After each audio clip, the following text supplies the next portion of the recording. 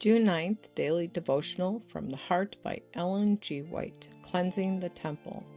My house is a house of prayer, but you made it a den of thieves. Luke chapter 19, verse 46. Why was it that Christ's indignation was stirred as he came into the temple courts? His eyes swept over the scene, and he saw in it the dishonor of God and the oppression of the people. He heard the lowing of the oxen and the bleating of the sheep and the altercation between those who were buying and selling.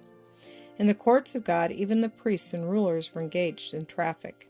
When once their attention was called to him, they could not withdraw their eyes from his face, for there was something in his countenance that awed and terrified them.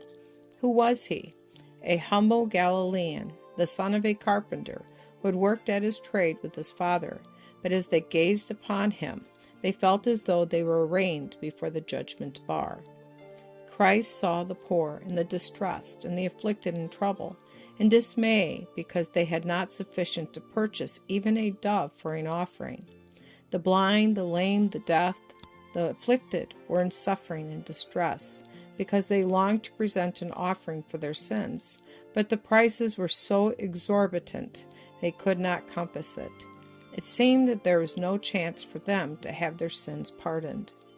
When Christ had expelled those who had sold doves, he said, "Take these things hence." He had not driven the doves out as he had the oxen and the sheep. And why? Because they were the only offering of the poor. He knew their necessities. And as the sellers were driven from the temple, the suffering and the afflicted were left in the courts. But the priests and the rulers, recovering from their dismay, said, "We will return and challenge him and ask him by what authority he had presumed to expel us from the temple." But what is seen met their eyes as they entered again the courts of the temple. Christ was ministering to the poor, the suffering, the afflicted. He gave the suffering tender comfort. He took the little ones in his arms and commanded freedom from disease and suffering. He gave sight to the blind, hearing to the deaf, health to the diseased, and comfort to the afflicted. He was doing the very work which had been prophesied that the Messiah would do.